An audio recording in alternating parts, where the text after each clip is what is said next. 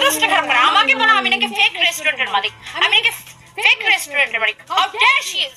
এর জামাই যে বলছিল না আমার জামাই নাকি ভালো করে তবলা বাজাইতে পারে না, তোর বউয়ের তবলাটা একটু ভালো করে বাজা, তোর বউয়ের তবলাটা একটু আটকা, বুঝছ নাই?